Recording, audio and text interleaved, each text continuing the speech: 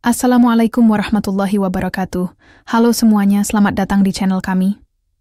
Hari ini aku akan menceritakan satu kisah yang menarik. Cerita ini penuh makna dan mungkin bisa menjadi inspirasi bagi kita semua. Jangan lupa like, komen, dan subscribe. Siapkan hati, nyalakan imajinasi. Mari, kita mulai ceritanya. Janda muda Rusia lumpuh nekat menyusul satpam pribadinya ke Indonesia. Namaku Sasha, lengkapnya Alexandra Petrovna. Aku tinggal di Moskow, Rusia, di rumah besar dengan pintu gerbang yang lebih tinggi dari harapan kebanyakan orang. Orang tuaku, pemilik perusahaan minyak. Aku punya 2 adik, Sofia yang masih SMA, dan Maxim yang kuliah hukum. Kami semua dibesarkan dengan cara yang sama. Tidak boleh percaya sembarang orang, dan jangan jatuh cinta pada seseorang di luar lingkaran. Tapi teori hidup itu berantakan ketika aku mulai lumpuh setahun lalu. Kecelakaan mobil membuat separuh tubuhku tidak bisa bergerak seperti dulu. Fisikku rusak, tapi bukan itu yang paling menyakitkan. Aku kehilangan harga diriku. Aku kehilangan kebebasanku. Orang-orang mulai memperlakukanku seperti porselen. Berharga, tapi rapuh. Dan aku benci itu. Aku punya banyak pegawai di rumah, termasuk seorang satpam asal Indonesia bernama Ferry. Awalnya aku tidak terlalu memperhatikan dia. Bagiku, dia hanya salah satu dari banyak karyawan yang berlalu lalang. Tapi satu hal yang membuat Ferry berbeda. Dia tidak pernah melihatku sebagai orang cacat. Dia juga tidak pernah sok kasihan. Dia memperlakukanku seperti manusia biasa. Kadang malah terlalu biasa. Aku punya asisten pribadi tentu saja. Tapi entah kenapa, aku lebih sering meminta bantuan Ferry. Modus, kata Sofia sambil tertawa. Aku pura-pura menjatuhkan buku di halaman belakang dan berharap Ferry yang datang. Aku minta didorong keliling taman, padahal aku bisa sendiri dengan kursi roda elektrikku. Tapi kalau Ferry yang dorong, rasanya berbeda. Tenang, hangat, dan aku tak tahu apa lagi. Aku hanya tahu, aku suka berada di dekatnya. Ferry itu orangnya sederhana, pendiam, tapi sopan. Dia sering menceritakan tentang kampung halamannya di Indonesia, tentang ibunya yang jualan sayur, dan adik lelakinya yang masih sekolah, tentang sawah, hujan deras, dan suara jangkrik di malam hari. Kedengarannya biasa saja, tapi di kepalaku yang penuh kekosongan ini, cerita-cerita itu seperti musik. Suatu sore, saat aku duduk di teras sambil membaca, Ferry datang mendekat dengan wajah serius. Bu Sasha, saya ingin bicara, katanya. Suaranya rendah, tenang, tapi ada tekanan aneh yang membuatku langsung menutup buku. Ada apa, Ferry? Saya mau pamit. Minggu depan saya pulang ke Indonesia. Aku diam. Rasanya seperti ditampar tanpa peringatan. Aku tidak siap mendengar itu. Aku tahu dia punya keluarga di sana. Aku tahu dia hanya pekerja. Tapi aku juga tahu, aku tidak ingin dia pergi. Kenapa buru-buru? Apa kamu tidak betah di sini? Bukan, Bu. Saya rindu ibu saya. Sudah 2 tahun saya di sini. Aku mencoba tersenyum. Tapi rasanya pipiku kaku. Kalau cuma rindu, kamu bisa telepon. Sudah sering. Tapi beda rasanya. Saya cuma mau pulang sebentar, 2 bulan saja. Aku menahan napas. Lalu berkata dengan nada yang agak memaksa. Tunggu sampai musim dingin berakhir. Kamu bisa pulang nanti, di musim semi. Lebih nyaman. Ferry menatapku sebentar. Saya sudah pesan tiket. Setelah itu, dia pergi. Dan aku mulai merasa ada yang salah di dalam dadaku. Aku tidak tahu apa. Yang jelas, sejak hari itu, aku tidak bisa tidur nyenyak. Aku tidak ingin mengakuinya. Tapi aku mulai menyadari sesuatu. Aku telah jatuh cinta pada satpamku sendiri. Seminggu kemudian Ferry menghilang. Bukan cuma pamit pulang. Dia benar-benar pergi tanpa meninggalkan pesan. Asistenku bilang dia tidak pamit ke siapa-siapa. Dia hanya meninggalkan seragamnya di lemari dan koper kosong di ruang bawah. Aku panik. Aku kecewa. Tapi lebih dari itu, aku merasa ditinggalkan. Rasanya seperti kehilangan lagi. Pertama kakiku, sekarang hatiku. Di meja makan malam itu, aku menatap ayah dan ibu. Mereka sedang berdiskusi tentang ladang minyak baru di Kazakhstan. Tapi aku tak bisa menahan diri lagi. Ayah, ibu, suaraku lirih. Aku mencintai Ferry. Mereka langsung menoleh. Sofia sampai menjatuhkan sendoknya. Siapa? Tanya. Ayah, Ferry, satpam kita. Ayah mengerutkan dahi. Itu, yang dari Indonesia? Aku mengangguk. Wajah ayah mengeras. Ibu tidak berkata apa-apa. Hanya menatapku seperti baru melihat sisi lain diriku yang belum pernah ia bayangkan. Bagaimana? Bisa, Sasha? Tanya ayah dengan nada pelan. Kamu tahu siapa dirimu? Kamu tahu siapa dia? Aku tahu. Tapi aku juga tahu, dia satu-satunya orang yang membuatku merasa seperti manusia biasa. Maxim memotong. Kamu yakin ini cinta, bukan hanya pelarian? Dari rasa kesepian, aku menarik napas panjang. Mungkin awalnya begitu, tapi sekarang aku yakin. Dan aku akan menyusul dia. Semua orang di meja membisu. Hanya suara jam dinding yang terdengar. Tik-tok, tik-tok. Waktu terus berjalan, dan untuk pertama kalinya, aku merasa harus mengejar sesuatu. Bukan kekayaan, bukan status, tapi cinta. Dan mungkin, kesempatan untuk merasa hidup kembali. Free sudah tidak ada di rumah ini. Sudah 2 minggu berlalu sejak dia pergi, tapi ruang-ruang di rumah terasa lebih kosong dari biasanya. Bukan karena fisiknya, tapi karena suasananya. Rumah ini dulunya sunyi, tapi sekarang benar-benar sepi. Tidak ada lagi suara langkah kaki Ferry di pagi hari. Tidak ada lagi senyum kecilnya saat membukakan pintu taman untukku. Tidak ada lagi suara khasnya yang menjawab, "Ya, Bu," dengan nada sopan tapi tegas. Aku berusaha menjalani hari-hari seperti biasa. Kursi roda, buku-buku, terapi, dan makan malam keluarga. Tapi semuanya terasa hambar. Seperti makan sup tanpa garam. Bahkan saat Sofia memaksaku menonton film bersama di ruang tengah, pikiranku tetap melayang ke satu nama. Ferry Suatu. Sore, aku memanggil asistennya Maxim, anak muda yang biasa membantu pekerjaan rumah tangga. Tolong carikan nomor kontak Ferry, kataku. Dia tampak ragu. Bu Sasha, saya rasa dia tidak meninggalkan nomor. Dia hanya bilang mau tenang dulu di kampungnya. Apa dia bilang ke siapapun kenapa dia pergi diam-diam? Maxim menggeleng. Dia cuma bilang, tidak enak hati sama ibu. Aku menarik napas panjang. Di dalam hati aku sudah menduga. Ferry pergi bukan hanya karena rindu kampung halaman, tapi karena aku. Lebih tepatnya, karena aku menyuruhnya menunda pulang. Dan dia mungkin merasa tidak bisa berkata jujur padaku. Aku membuka laptop malam itu dan mencari informasi tentang kota Bandung, tempat yang pernah disebut Ferry beberapa kali. Foto-fotonya muncul di layar.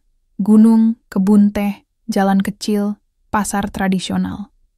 Semuanya terasa asing tapi hangat. Aku tidak tahu bagaimana hidup di sana, tapi entah kenapa, aku merasa ingin ke sana. Sangat ingin. Esoknya, aku mengajak bicara, ibu di ruang kerja. Aku ingin pergi ke Indonesia, kataku langsung. Ibu menoleh perlahan dari berkas-berkasnya. Untuk apa? Menjemput seseorang. Ferry, aku mengangguk. Aku harus bicara dengannya. Harus bertemu. Harus menyelesaikan semua ini. Ibu memandangi wajahku cukup lama, lalu berkata, "Kamu tahu itu bukan keputusan ringan. Kamu tidak bisa sekadar pergi seperti turis. Kamu dalam kondisi khusus, perjalanan panjang, kursi roda, pengawasan medis." Aku tahu, Bu. Tapi aku sudah pikirkan. Aku tidak minta banyak. Hanya 1 perjalanan. Aku akan atur semuanya sendiri. Ibu terdiam. Lalu berkata dengan nada lembut, "Ayahmu tidak akan setuju." Aku tidak butuh restunya. Aku butuh pengertiannya. Hari itu aku mulai mengurus semua yang diperlukan. Paspor, visa, penerbangan, hingga penginapan di Bandung. Aku menolak tinggal di hotel mewah. Aku ingin merasakan seperti apa hidup di tempat yang sering Ferry ceritakan. Asisten pribadiku mencoba membujuk agar aku memilih tempat yang lebih aman dan nyaman. Tapi aku tetap pada pilihan awal, penginapan sederhana dekat perkampungan. 1 minggu kemudian, aku tiba di Bandara Soekarno-Hatta, Jakarta. Lalu melanjutkan penerbangan ke Bandung. Perjalanan panjang itu melelahkan. Tapi ada sesuatu dalam diriku yang tidak bisa dijelaskan, semacam kekuatan yang muncul entah dari mana. Begitu keluar dari bandara kecil di Bandung, udara terasa berbeda. Tidak sebersih Moskow, tapi ada aroma hujan dan tanah yang membuat dadaku hangat. Sopir penginapan menjemputku dengan mobil tua. Tidak ada sambutan mewah. Tidak ada koper Louis Vuitton. Tidak ada kamera. Hanya aku, kursi roda, dan keinginan untuk menemukan seseorang. Malam pertama di Bandung aku tidak bisa tidur. Suara motor lewat, anjing menggonggong, dan gerimis di luar jendela membuat suasana asing ini terasa nyata. Aku membuka laptop dan menulis pesan. Ferry, jika kamu membaca ini, aku sudah di Bandung. Aku ingin bicara. Bukan sebagai majikan, bukan sebagai orang kaya, tapi sebagai Sasha, perempuan yang merindukan kejujuranmu. Aku tidak tahu akan dikirim kemana. Aku bahkan tidak tahu Ferry masih pakai nomor yang sama atau tidak. Tapi aku merasa tenang setelah menulisnya. Keesokan harinya, aku menghubungi seseorang yang bisa kulacak lewat data administrasi rumah dulu. Salah satu teman Ferry di Kedutaan Indonesia di Moskow. Butuh waktu. Tapi akhirnya aku mendapatkan alamat rumah keluarga Ferry. Di pinggiran Bandung, dekat pasar tradisional. Aku tidak langsung ke sana. Aku butuh waktu. Aku duduk lama di kamar penginapan, menatap keluar jendela. Hujan masih turun tipis. Aku tahu, setelah ini, tidak ada jalan kembali. Apapun yang terjadi setelah aku mengetuk pintu rumah itu, hidupku tidak akan sama. Tapi mungkin memang sudah waktunya. Waktunya berhenti menunggu dan mulai mencari. Pagi itu aku bangun dengan perasaan campur aduk. Seperti biasa, tubuhku kaku setelah berjam-jam tidur, dan kursi roda yang mengikutiku kemana-mana menjadi satu-satunya teman. Tapi hari ini berbeda. Ada rasa yang tak bisa kujelaskan. Entah karena aku akhirnya sampai di Bandung, atau karena aku sebentar lagi akan bertemu dengan Ferry, orang yang telah lama mengisi pikiranku sejak dia pergi. Aku memutuskan untuk tidak langsung pergi ke rumahnya. Aku ingin tahu apakah dia benar-benar ada di sana, atau kalau dia sudah pergi kembali ke Jakarta. Aku tidak ingin membuatnya merasa terbebani, tapi aku juga tahu ini adalah kesempatan terakhirku untuk mengatakan apa yang sudah lama ingin kukatakan. Setelah sarapan di penginapan, aku meminta sopir untuk mengantarku ke pasar terdekat. Aku ingin melihat kehidupan sehari-hari yang sering Ferry ceritakan. Pasar ini, kata Ferry, adalah tempat di mana dia dan keluarganya biasa berbelanja.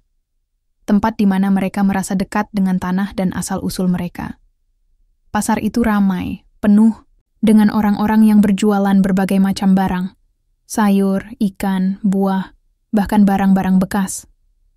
Tidak ada yang mengenaliku. Tidak ada yang tahu aku seorang janda kaya dari Rusia. Aku merasa bebas.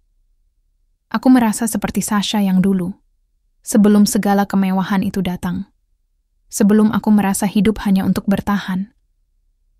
Aku berjalan-jalan di pasar, melihat orang-orang berinteraksi dengan senyum tulus mereka. Ada seorang ibu yang memberi anaknya secuil roti. Ada bapak-bapak yang bercakap-cakap dengan pedagang sambil menawar harga cabai.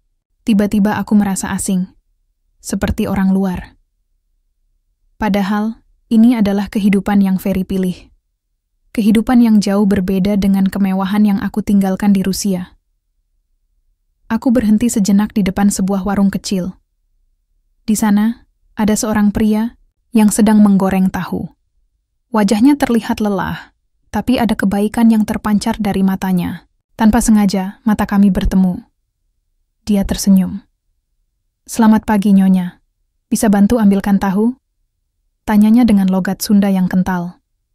Aku hanya mengangguk, terjebak dalam senyumnya yang sederhana.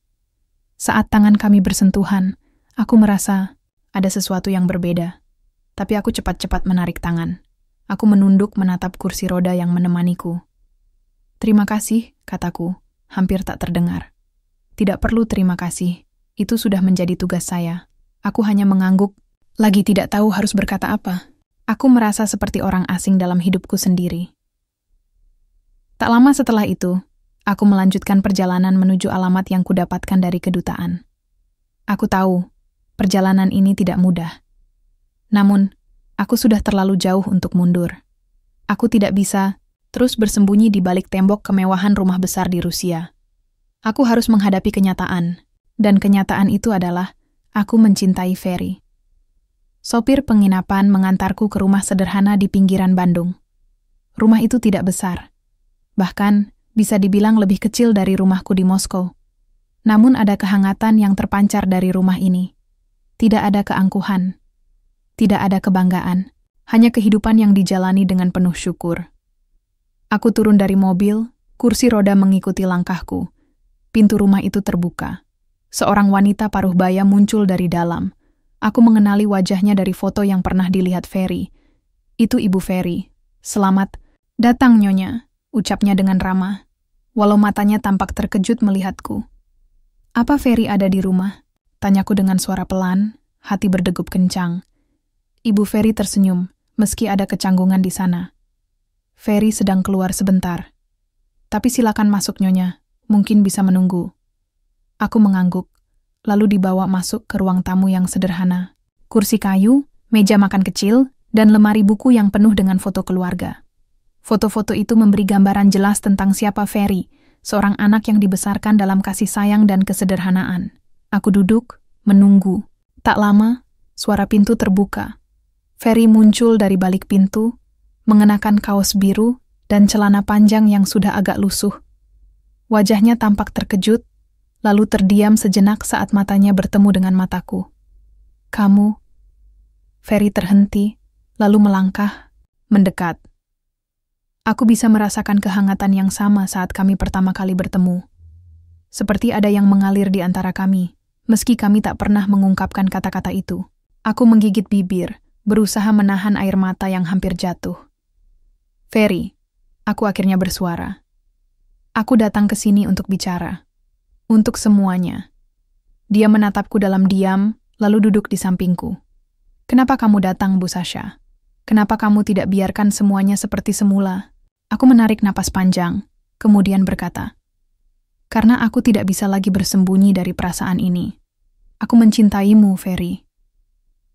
Dia terdiam, seolah tak tahu harus berkata apa. Wajahnya berubah. Tidak ada lagi senyum seperti biasa. Hanya ada kebingungan. Aku tahu aku tidak seharusnya mengganggu hidupmu. Tapi aku datang ke sini karena aku ingin menghadapimu. Aku ingin tahu apakah ini mungkin. Lanjutku. Suara bergetar. Ferry menunduk. Aku bisa merasakan dia sedang berjuang dengan perasaannya sendiri. Setelah beberapa saat, dia menatapku lagi. Sasha, aku... Ferry berhenti. Dan aku bisa melihat ada kecemasan di matanya. Aku tidak tahu harus bagaimana. Aku datang ke sini untuk hidup yang lebih sederhana. Tapi aku tidak bisa mengabaikan apa yang kamu katakan. Itulah saat kami berdua diam. Tanpa kata-kata. Hanya kebisuan yang mengisi ruang di antara kami. Keesokan harinya, kami duduk berdua di ruang tamu yang sederhana itu. Tidak ada percakapan yang membahas banyak hal. Kecuali tentang betapa asingnya semua ini. Aku tidak tahu apa yang aku cari. Di sini, di Bandung, di rumah sederhana ini. Aku juga tidak tahu apa yang akan terjadi selanjutnya. Hanya ada satu hal yang pasti. Aku datang untuk menemui Ferry, dan aku ingin mengungkapkan perasaanku, meski aku tahu itu akan mengubah segalanya. Setelah beberapa menit penuh keheningan, Ferry akhirnya memulai percakapan. Sasha, kenapa kamu datang ke sini? Tanyanya pelan, hampir seperti ragu. Aku menatapnya dalam-dalam, berusaha menata kata-kata yang tepat. Aku datang karena aku merasa ini adalah satu-satunya cara. Untuk menyelesaikan perasaan yang sudah terlalu lama aku pendam. Aku ingin tahu, apakah kita masih bisa bersama dalam dunia yang berbeda ini? Ferry menghela napas panjang. Tapi kamu tahu, ini bukan hal yang mudah. Hidupku di sini sangat sederhana. Aku sudah terbiasa dengan rutinitas ini. Kerja di pasar, pulang, makan bersama keluarga. Aku tidak tahu apakah aku bisa berada di dunia yang kamu jalani. Dunia yang jauh berbeda. Aku menundukkan kepala, berusaha mengendalikan diri. Aku tahu, aku datang ke sini dengan segala ketidaksempurnaan. Aku tahu aku bukan pilihan yang mudah, tapi aku tidak ingin menyesal tidak mengatakan apa yang aku rasakan. Aku mencintaimu, Ferry. Meskipun aku tahu kamu punya hidupmu sendiri, aku tidak bisa menahan perasaan ini lebih lama lagi. Ferry memandangku dengan tatapan kosong, seperti dia mencoba mencerna setiap kata yang kuucapkan, seperti sedang menghitung apa yang benar dan apa yang salah. Aku tidak tahu harus bagaimana, Sasha, katanya akhirnya. Aku tidak pernah menginginkan ini, tidak pernah menginginkan untuk terjebak dalam perasaan yang rumit. Kamu adalah orang yang sangat baik, dan aku sangat menghargai semuanya. Tapi aku sudah punya kehidupan yang sangat berbeda. Kehidupan yang tidak bisa aku tinggalkan begitu saja. Kata-kata itu seperti belati yang menembus dada. Aku menahan air mata yang sudah hampir jatuh, berusaha untuk tetap tegar. Jadi, kamu tidak ingin mencoba? Tidak ada jalan untuk kita? Ferry terdiam, dan aku bisa melihat bahwa dia sedang berjuang dengan perasaannya sendiri. Aku tahu dia bukan orang yang mudah mengungkapkan perasaan. Mungkin aku terlalu terburu-buru. Aku terlalu berharap banyak dari pertemuan ini. Jangan salah paham, katanya dengan suara pelan. Aku tidak pernah membenci kamu. Aku juga tidak ingin menyakiti hatimu. Tapi aku hanya merasa, hidupku sudah cukup seperti ini. Aku tidak ingin mengubahnya. Aku menunduk, merasakan kekosongan yang mengisi dada. Aku sudah tahu jawabannya. Tapi mendengarnya langsung darinya terasa seperti pukulan berat yang sulit aku terima. Jadi, itu keputusanmu? Tanyaku dengan suara yang hampir tidak terdengar. Ferry mengangguk pelan. Iya, itu keputusan yang aku buat. Aku menarik napas dalam-dalam, mencoba mencerna segala sesuatunya.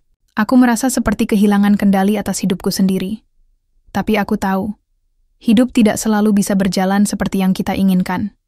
Kadang, kita harus menerima kenyataan yang datang. Baiklah, kataku, berusaha menahan rasa sakit yang semakin dalam. Kalau itu yang kamu inginkan, aku tidak bisa memaksamu.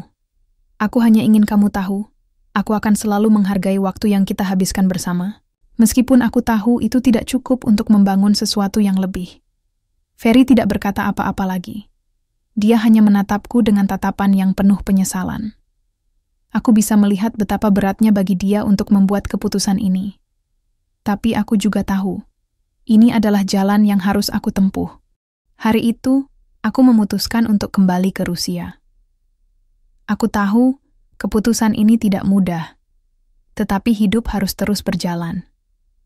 Aku tidak bisa terus terjebak dalam bayang-bayang masa lalu, dalam perasaan yang tidak pernah terbalas. Aku harus kembali ke kehidupanku, meskipun itu terasa kosong dan sunyi tanpa Ferry. Sebelum pergi, aku menemui Ibu Ferry di dapur. Terima kasih telah menerima aku di rumah kalian, kataku dengan lembut. Aku tidak tahu apakah aku akan kembali lagi, tapi saya sangat berterima kasih atas kebaikan kalian. Ibu Ferry menatapku dengan mata yang penuh pengertian. Jangan khawatir, Nyonya. Semua akan baik-baik saja. Ferry bukanlah orang yang mudah berubah. Tapi kalau suatu saat nanti dia membutuhkanmu, kamu pasti tahu jalan untuk kembali. Aku mengangguk, berusaha meyakinkan diri. Terima kasih, kataku lagi. Aku kemudian menuju keluar rumah dan kembali ke mobil yang akan membawaku ke bandara. Setiap langkahku terasa lebih berat dari yang sebelumnya. Aku tidak tahu apa yang akan terjadi setelah ini, tetapi aku tahu satu hal. Aku harus melepaskan. Melepaskan Ferry, melepaskan perasaan ini, dan kembali menjalani hidupku. Sesampainya di bandara, aku duduk di ruang tunggu sambil menunggu penerbangan ke Moskow. Tiba-tiba, aku merasa sepi. Tidak ada lagi tawa Ferry. Tidak ada lagi tatapan hangatnya. Hanya aku, kursi roda, dan perjalanan panjang yang menantiku. Aku menatap keluar jendela, melihat langit yang mulai gelap. Aku tidak tahu apakah aku membuat keputusan yang benar, tetapi yang pasti, Aku sudah berusaha. Mungkin ini bukan akhir dari semuanya. Mungkin ini hanya awal dari perjalanan baru. Perjalanan untuk menemukan diriku yang sesungguhnya. Setelah kembali ke Moskow, segalanya tidak lagi sama. Suasana di rumah besarku terasa asing, seakan-akan aku bukan lagi bagian dari tempat itu. Semua yang dulu terasa hidup dan penuh semangat kini berubah menjadi sunyi. Setiap sudut rumah ini mengingatkanku pada Ferry, pada semua percakapan dan tawa yang pernah kami bagi. Namun saat itu, semua itu hanya menjadi kenangan yang harus aku simpan dalam-dalam. Pagi hari setelah kepulanganku, aku duduk di ruang kerja yang biasanya digunakan oleh ayahku. Ruangan ini terasa lebih sepi dari biasanya, tanpa suara langkahnya yang sering terdengar, tanpa tawa hangat ibu yang selalu menemani hari-hari kami. Aku mulai merasa betapa jauhnya aku dari hidup yang sebenarnya ingin kuraih. Hari-hariku sekarang dihabiskan dengan bekerja di perusahaan minyak milik orang tuaku, yang selalu tampak sibuk dan penuh tekanan. Aku tidak merasa puas, tidak seperti dulu. Aku bisa merasakan perasaan kosong yang meluap dalam diri. Kerja keras tidak lagi memberi kebahagiaan. Bahkan, aku mulai merasa terasing dari keluargaku sendiri. Ayah dan ibu sibuk dengan bisnis mereka, sementara adik-adikku, Sofia dan Maxim, lebih sibuk dengan kehidupan mereka sendiri. Mereka masih muda, masih mengejar impian mereka. Aku duduk di depan meja besar, membuka laptop yang kubawa dari Indonesia. Foto-foto yang kutinggalkan di sana masih tersimpan. Foto-foto keluarga Ferry dan foto kami berdua di bandara. Saat aku mengungkapkan perasaanku di depan banyak orang, semua itu terasa seperti mimpi. Apakah aku benar-benar melakukannya? Mengungkapkan cinta di depan keluarganya. Saat itu aku merasa seperti ada harapan, seperti ada kemungkinan yang bisa aku raih. Namun sekarang, semuanya terasa jauh dan tidak terjangkau. Aku menatap layar ponsel, berpikir apakah seharusnya aku menghubungi Ferry lagi. Tapi kemudian, aku menahan diri. Aku tahu dia sudah membuat keputusan. Aku tidak bisa terus mengganggu hidupnya. Aku sudah cukup tahu bahwa dia memilih hidupnya di Bandung. Hidup yang jauh lebih sederhana, yang mungkin tidak akan pernah aku pahami sepenuhnya. Lama-kelamaan, kesendirian itu membuatku mulai berpikir lebih jernih. Mungkin aku tidak bisa terus terjebak dalam kenangan. Aku harus melangkah maju. Tapi bagaimana caranya? Aku sudah merasa kehilangan bagian dari diriku sendiri. Kehilangan Ferry. Kehilangan kehangatan hidup yang dulu aku rasakan. Tapi aku juga sadar, jika terus berlarut-larut dalam perasaan itu, aku hanya akan semakin terperosok. Satu-satunya cara untuk keluar dari kebingunganku adalah dengan fokus pada pekerjaan. Aku kembali menyusun strategi untuk bisnis keluarga, merancang proyek-proyek baru yang bisa mengembangkan perusahaan kami. Setiap hari aku bekerja keras, meskipun aku tahu itu hanya untuk mengalihkan pikiranku. Seringkali aku merasa lelah, leherku terasa kaku, dan tubuhku semakin lemah. Aku tidak tahu apakah aku benar-benar ingin hidup seperti ini. Semua yang kuperoleh selama ini terasa tidak berarti tanpa kebahagiaan yang sejati. Tengah malam, ketika aku duduk sendiri di ruang kerja, seorang pembantu rumah tangga datang mengantarkan teh hangat. Aku menatapnya sejenak, kemudian berkata, "Terima kasih. Apakah Anda baik-baik saja, Nyonya?" Tanyanya, memandangi wajahku yang lesu. Aku hanya mengangguk. "Ya, saya baik-baik saja. Tetapi di dalam hatiku, aku tahu itu bukan kenyataan. Aku merasa kosong. Mungkin aku bisa bekerja lebih keras, mengabaikan perasaan itu, tapi aku juga tahu itu hanya akan menyiksa diriku sendiri. Aku memutuskan untuk pergi ke luar kota. Sebuah perjalanan yang tidak terlalu jauh, namun cukup untuk mengubah pandanganku. Aku ingin mencari ketenangan. Aku ingin merasakan kehidupan yang lebih sederhana, seperti yang Ferry jalani di Bandung. Aku ingin mengerti kenapa dia memilih hidup seperti itu. Kenapa dia menolak segala kenyamanan dan kemewahan yang kuberikan. Mungkin, dengan memahami itu, aku bisa menemukan jalan untuk menata hidupku kembali. Beberapa hari kemudian, aku sampai di sebuah kota kecil di pinggiran Moskow, tempat yang tidak terlalu ramai, tidak terlalu sibuk. Di sana, aku menemukan sesuatu yang tidak pernah aku bayangkan sebelumnya. Kehidupan yang lebih sederhana, penuh dengan kedamaian, dan orang-orang yang tidak pernah mengeluh tentang kehidupan mereka. Mereka hanya menjalani hidup mereka dengan penuh rasa syukur. Aku mulai berbicara dengan beberapa orang di sana. Mereka tidak tahu siapa aku, dan aku merasa bebas. Tidak ada yang mengharapkan apapun dariku. Tidak ada yang melihatku sebagai seorang janda kaya. Mereka hanya melihatku sebagai Sasha, seorang perempuan yang sedang mencari arti hidupnya. Disitulah aku mulai berpikir, Ferry tidak salah. Mungkin hidup sederhana adalah pilihan yang lebih baik. Mungkin selama ini aku terlalu terpaku pada status dan kemewahan. Mungkin aku sudah kehilangan jati diriku dalam kesibukan yang tidak ada habisnya. Kembali ke rumah, aku merasa lebih tenang. Mungkin aku belum memiliki semua jawaban, tetapi aku tahu satu hal. Aku tidak bisa terus terjebak dalam masa lalu. Aku harus menjalani hidup dengan cara yang lebih sederhana, lebih tulus, dan lebih penuh rasa syukur. Hari-hariku mulai berubah. Aku tidak lagi terobsesi dengan Ferry, meskipun perasaan itu masih ada. Aku mulai lebih fokus pada pekerjaan dan keluarga. Mungkin aku akan menemui kebahagiaan suatu saat nanti, meskipun tidak dengan cara yang kuinginkan dulu. Namun, aku tahu bahwa hidup akan terus berjalan, dan aku harus belajar menerima kenyataan, meskipun itu tidak selalu sesuai dengan harapanku. Aku berdiri di depan jendela, memandang kota Moskow yang sibuk. Semua orang berlalu lalang, sibuk dengan hidup mereka masing-masing. Aku tersenyum, sedikit merasa lega. Mungkin hidupku juga akan menemukan jalannya sendiri.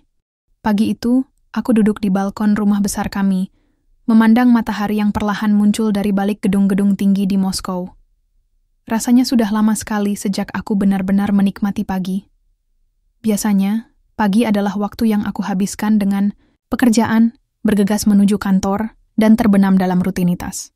Tapi pagi ini, semuanya terasa berbeda. Aku merasa lebih ringan. Tidak ada lagi beban berat di hati. Mungkin, ini adalah bagian dari proses penyembuhan yang sudah lama kutunggu. Aku menarik napas dalam-dalam, meresapi udara pagi yang segar. Keputusan yang aku buat selama ini, meskipun sulit, akhirnya membawaku pada titik ini. Setelah perjalanan panjang yang menguras pikiran dan hati, aku mulai memahami arti dari kebahagiaan yang sejati. Bukan hanya kebahagiaan yang datang dari kemewahan atau kesuksesan, tetapi kebahagiaan yang lahir dari penerimaan dan kedamaian batin. Sasha, perempuan yang pernah terjebak dalam kesombongan dan kemewahan hidup, akhirnya menemukan sesuatu yang lebih berharga daripada semua itu. Penerimaan terhadap diri sendiri, penerimaan terhadap kenyataan hidup yang tidak selalu berjalan sesuai rencana. Aku menyadari semua yang terjadi selama ini adalah bagian dari takdir yang harus aku terima. Ferry mungkin tidak menjadi bagian dari hidupku, tapi dia telah mengajarkanku sesuatu yang sangat berharga. Dia mengajarkan aku untuk tidak terlalu bergantung pada apa yang ada di luar, tetapi untuk mencari kebahagiaan dari dalam diri. Hari-hari ini aku mulai lebih sering menghabiskan waktu dengan keluargaku. Meskipun adik-adikku sudah sibuk dengan kehidupan mereka masing-masing, kami masih memiliki ikatan yang kuat. Maxim yang kini sudah kuliah di luar negeri, sering mengirimkan kabar dan bercerita tentang kehidupannya di universitas. Sofia, adikku yang lebih muda, sering pulang ke rumah setelah sekolah dan selalu bercerita tentang teman-temannya. Kehidupan kami kembali terasa penuh, meski tidak semewah dulu. Aku juga mulai lebih terlibat dalam bisnis keluarga. Aku tahu, sebagai pewaris satu-satunya dari perusahaan ini, aku harus memimpin dengan bijak. Namun, aku tidak lagi merasa terbebani oleh hal itu. Aku bisa bekerja keras, tetapi aku juga bisa menikmati setiap momen dengan penuh rasa syukur. Suatu hari, ketika aku sedang berada di kantor, aku menerima telepon dari Ibu Ferry. Suaranya terdengar hangat, meskipun ada nada cemas yang tidak bisa disembunyikan. Sasha, ada sesuatu yang ingin kami beritahu. Ferry akan segera menikah. Aku terdiam sejenak, mencoba mencerna kata-katanya. Aku tidak tahu mengapa, tetapi kata-kata itu datang begitu tiba-tiba. Menikah? Tanyaku, meskipun sudah bisa menebak siapa yang akan menjadi pengantin perempuan. Iya, jawab Ibu Ferry. Dia akan menikah dengan perempuan dari kampungnya, seorang gadis yang selama ini mendampinginya. Aku tersenyum tipis. Ternyata Ferry sudah menemukan kebahagiaannya. Aku bahagia untuknya, meskipun ada sedikit perasaan cemas yang terpendam. Tapi aku tahu, ini adalah pilihan yang tepat baginya. Dia kembali ke dunia yang lebih sederhana, di mana ia merasa diterima. Dan disitulah dia akan menemukan kedamaian sejati. Kapan dia akan menikah? Tanyaku. Nanti bulan depan. Kami ingin mengundangmu, Sasha. Meskipun kita tidak lagi bisa bertemu seperti dulu, kami ingin kamu tahu bahwa kamu selalu ada di hati kami. Aku menutup telepon itu dengan perasaan campur aduk. Ferry akan menikah, dan aku merasa lega sekaligus sedih. Tapi lebih dari itu, aku merasa bebas. Bebas dari perasaan yang selama ini mengikatku. Bebas dari keraguan yang terus menghantuiku. Aku memutuskan untuk pergi ke Bandung. Ini bukan untuk Ferry. Bukan untuk mencoba merebut kembali sesuatu yang sudah berlalu. Tetapi untuk menemukan bagian terakhir dari diriku yang hilang. Aku ingin melihat tempat yang pernah menjadi bagian dari hidupnya. Ingin merasakan kedamaian yang selama ini dia pilih. Aku ingin tahu, apakah hidup yang sederhana itu benar-benar bisa memberikan kebahagiaan? Setibanya di Bandung, aku pergi ke rumah Ferry yang sederhana. Rumah itu tidak banyak berubah sejak terakhir kali aku datang. Terlihat dari luar, rumah itu mungkin tidak megah, tetapi di dalamnya ada kehangatan yang bisa terasa. Aku duduk di teras rumah itu, memandang sekeliling. Tidak ada yang istimewa, tetapi ada sesuatu yang sangat berharga di sini.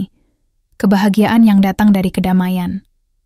Aku menatap langit biru di atas kepala, merasa ringan. Mungkin inilah yang Ferry rasakan. Mungkin inilah kebahagiaan yang tidak bisa dibeli dengan kekayaan. Aku tersenyum, mengingat kembali kata-kata Ibu Ferry. Kamu selalu ada di hati kami. Mungkin dalam hidup kita tidak selalu bisa mendapatkan apa yang kita inginkan. Tapi jika kita menerima segala sesuatunya dengan hati yang lapang, kita akan menemukan kebahagiaan dalam bentuk yang tidak terduga. Aku kembali ke Rusia beberapa minggu kemudian. Perjalanan itu memberiku kedamaian yang selama ini aku cari. Aku tahu bahwa meskipun Ferry tidak menjadi bagian dari hidupku, aku akan selalu mengenangnya. Aku akan selalu menghargai setiap momen yang kami habiskan bersama. Kehidupanku sekarang lebih seimbang. Aku belajar untuk tidak terjebak dalam keinginan, untuk tidak terus-menerus mencari kebahagiaan di luar diriku. Aku mulai menghargai setiap langkah kecil yang aku ambil, setiap keputusan yang aku buat. Karena hidup ini tidak selalu tentang tujuan, tetapi tentang perjalanan yang kita tempuh untuk mencapainya. Hari itu, aku berdiri di depan jendela kamar tidurku di Moskow, memandang salju yang mulai turun perlahan. Aku merasa bahagia, bukan karena semuanya sempurna, tetapi karena aku telah menemukan kedamaian dalam diriku sendiri. Semua yang terjadi di masa lalu, semuanya adalah bagian dari takdir yang harus aku jalani. Aku sudah siap melangkah maju, menyambut masa depan dengan hati yang terbuka.